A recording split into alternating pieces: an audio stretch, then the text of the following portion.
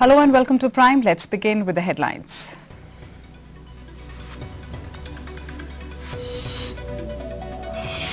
Team Anna feels the heat over charges against Bedi Kejriwal. Key members demand overhaul. Core panel likely to be restructured.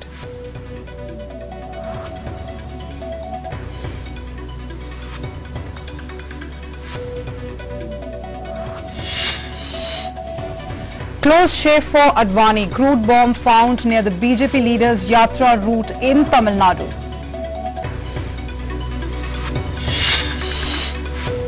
And Lewis Hamilton chances to win inaugural Indian Grand Prix dealt a blow.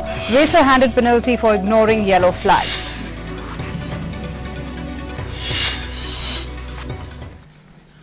And now news in detail. The central government today strongly opposed the petitions by 3 Rajiv Gandhi assassins in the Madras High Court challenging their death sentences. The centre said the delay in the disposal of the clemency pleas was not a valid ground for commutation of capital punishment. On August 30th, a division bench had stayed for 8 weeks the execution of the trio. When the petitions came up today, the judges adjourned the hearing on the petitions to November 29th as the Supreme Court was hearing a petition for transferring the petitions to another High Court.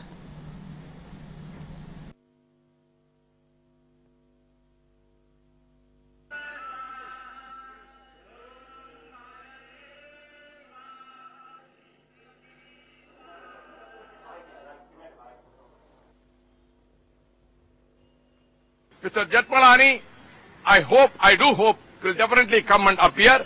And the interim stay is not a conditional stay, it is continued. That was mentioned by their lordships themselves. And the central government and state government have filed the counters to dismiss the petitions.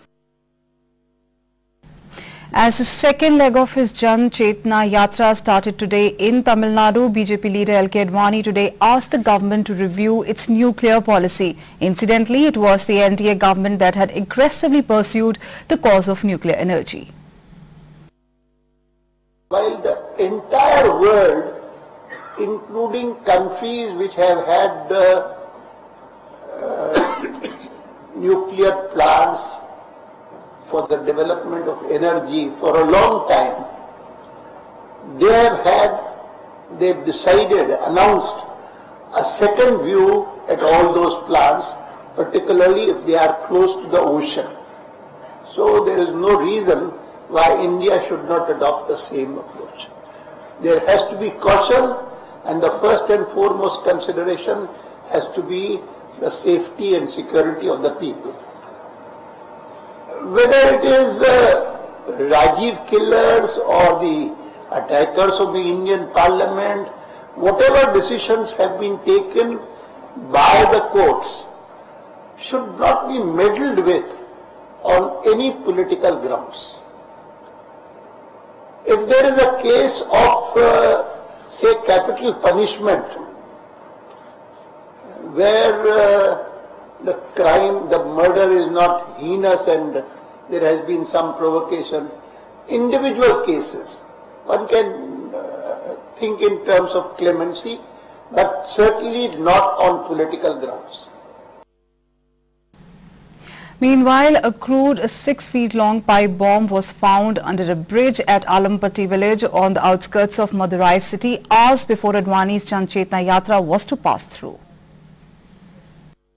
माननीय अडवाणी जी ने कहा है कि वो इस ऐसे तत्वों से कतई नहीं घबराते हैं और उनकी पूरी आस्था और विश्वास है सुरक्षा तंत्र में और वो बिल्कुल निडर होकर के अपने अभियान में जो बड़ा अभियान इस देश के समक्ष वो लेके चले हैं, चाहे भ्रष्टाचार का हो, काले धन का हो, महंगाई का हो, उस अभियान में उसी मजबूती के साथ पूरी यात्रा दिल्ली तक वो पूरा करेंगे.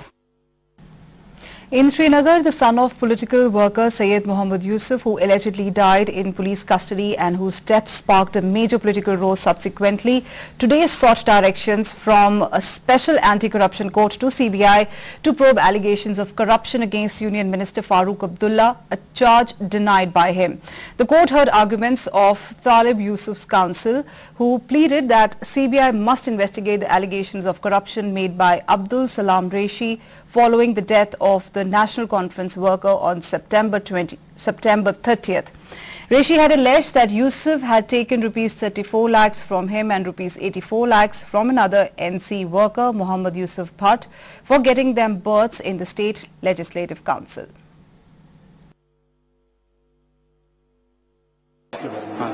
हाँ, केस यही हुआ कि गवर्नमेंट ने इसका जो केस में है 420 का केस हमारे वालिद साहब के ऊपर लगाया है। हम इसलिए यहाँ आए हैं कि इसको केस को डिफेंड कर रहे हैं। जो फिक्स केस उन्हें बनाए हैं तो उसके खिलाफ हम कोर्ट में आए हैं कि हम अपनी तरफ से डिफेंड कर रहे हैं केस को।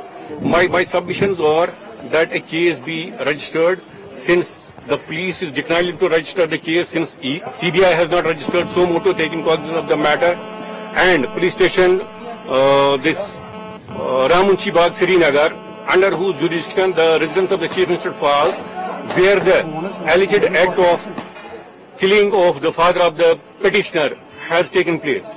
The second, the dead body of the deceased was lying in police station Batmalu in police control room that falls within the territorial jurisdiction of the police station Batmalu. No cognizance has been taken by them, no case has been registered by them. The split in the core group of Team Anna seems to be growing, with a growing clamour for its restructuring. The core committee of the team of anti-corruption crusader Anna Hazare is likely to be expanded or even reconstituted. Anna's official blogger Raju Parulekar on Friday said that the team would be expanded to address the perception that some of the members were acting in self-interest. According to the new structure, Team Anna is likely to have a driving and steering committee which would take major decisions, and its members would also keep changing. Meanwhile, a core Team Anna member, Kumar Vishwas, wrote to Anna Hazare calling for the existing team to be disbanded and a fresh one appointed in its place.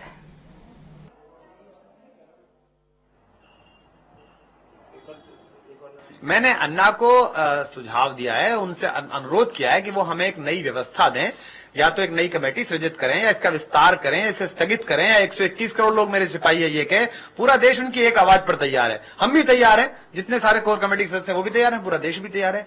तो वही तो core committee में बता पाएंगे कि कल क्या होगा। मेरी राय ये है कि कुमार विश्वास ने जो कहा है वो बहुत इंपॉर्टेंट है, और कल कोर कमेटी चाहे जो फैसला ले, पर व्यक्तिगत रूप से मैं ये मानता हूं कि एक बहुत अच्छा कदम होगा अगर ऐसा किया जाता है तो। रामलीला मैदान, जंतर मंतर पर अनशन के दौरान देश के कोने कोने में जिस तरह से लोग निकले थे, वो सिर्फ 25-26 लोग नहीं थे, सब लोग पीड़ित लोग थे करप्शन से। ये उन सबका आंदोलन है, तो इसको सिर्फ 25-26 लोगों तक सीमित कर देना मुझे लगता है वो ठीक नहीं होगा। तो वो लोग फिर भी काम करते रहेंगे, ये 25-26 लोग भी काम करते रहेंगे। The Income Tax Department has sent notices to the two NGOs run by Team Anna member Kiran Bedi to find out whether they are engaged in commercial activities. Bedi, who had founded India Vision Foundation and Navjyoti India Foundation, however, has denied that her NGOs were engaged in any kind of commercial activity.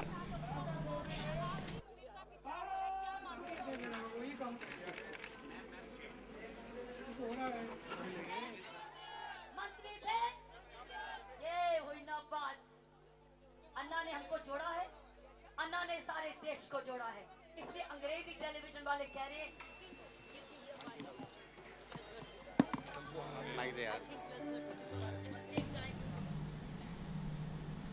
Non-governmental organizations enjoy tax exemptions under the Income Tax Act as they are engaged in charitable activities. But should they also be brought under the scrutiny of the Lokpal? Well, to discuss this, we are now joined in the studios by Arshad Khan, Chandigarh Territorial Congress spokesperson, Ajay Jagga, a High Court lawyer who routinely takes up public causes and also represents Janata Party in Chandigarh. Representing the NGOs are Payal Sodhi, founder trustee of the Chandigarh chapter of People for Animals, Isha Kakaria, who runs an NGO Tamanna in Chandigarh, and Rajesh Kumar Sharma from the All India Anti-Terrorist Front. Well, I welcome all of you to the studios. Payal, I'll begin with you. आप एक NGO चलाती हैं और आपके अपने जो objectives होते हैं वो सेट होते हैं। आपकी जो एनजीओ है वो किसको अकाउंटेबल होती है? आई मीन जो मेंबर्स आपकी एनजीओ फॉर्म करते हैं या जिन लोगों को आप सर्व करते हैं, या कोई ऐसा पर्टिकुलर लॉ जो आपके जो सारे अकाउंट्स है वो ईयरली ऑडिट होने चाहिए बाय रजिस्टर्ड चार्टर्ड अकाउंटेंट, किनको अकाउंटेबल है आपकी NGO? Basically, there are two types of NGOs. One is a society in which you have membership and then you have elections. The other is like People for Animals, it's called a trust, which is run by trustees. Now, both these NGOs are governed by basically something called as tax rebate under 80G tax exemption. However, because we are under 12A charitable trust declared, we have to file returns. We have to have our balance sheets. We are accountable to the government. Let's say like years ago, many years ago, of course now PFA doesn't take any money. जब हम grants लेते थे सरकार से, चाहे वो पंजाब सरकार हो या सेंट्रल गवर्नमेंट हो या हरियाणा या UT, we were supposed to give utilization certificates. आपने अभी कहा कि PFA अभी पैसा नहीं लेती है। जी नहीं, we don't. तो ये कैसे चलती है? What we do is, I don't want to deviate from the discussion that we're happening, but we at PFA Chandigarh believe that the government is not responsible for our running. The community is. So we run on the basis of the quality of service we give with the support of the community, that is individuals. Okay. So we don't take government money, we haven't taken it in many years now, nor we wish to take money. But well, that's a choice made by our organization. But if you say NGOs are accountable, they are accountable on two fronts. One is कि हम सरकार से अगर पैसा ले रहे हैं तो हम उनको एक यूटिलाइजेशन सर्टिफिकेट देंगे जिस कारण हम लेते हैं। दूसरा, जब हम व्यक्तिगत रूप से किसी से पैसे ले रहे हैं, we are also answerable. And how are we answerable? By delivering the service. Right. Third is you get corporate support. As an animal organization, शायद हमें कम मिलता होगा, human organizations को ज़्यादा, but we also then organize visits, tell them what we are doing and keep them updated. Right. That is there. Isha, same question I'll ask you. Who are you guys accountable to? Well, talking about Tamanna, it's a completely youth organization. It's by the members, for the members, and to the members, kind of a democratic thing that's happening. So the accounts are well maintained and open. So talking about the point that it should be covered under Lokpal, yes, I definitely stand out in favor for it. If the transparency is on, the genuinity will be there. And if there are zillions, if you go to the grassroots level of various villages out there, you will find not just registered NGOs, but there are so many unregistered societies and groups that are running. They will automatically get filtered if that genuinity comes out. आपको funding कहाँ से मिलती है? We act as intermediaries wherein, for example, we have to put up a health camp. We would tie up with some hospital and they would provide their doctors and their medicine. So we are the ones organizing in the camp, going door to door, for campaigning and letting the slum, people staying in the slum know that there's the camp. So, fundraising activities can help. But then talking about Tamanna specifically, we've never received a grant from the government. Never? Not even a single project you have taken it from? But we do have tie-ups with the UT administration as and when required. However, no financial support. Right. Mister Rajesh, आप अपनी NGO के बारे में हमें बताइए। आपकी NGO किस particular संस्था को आप कहेंगे अकाउंटेबल है?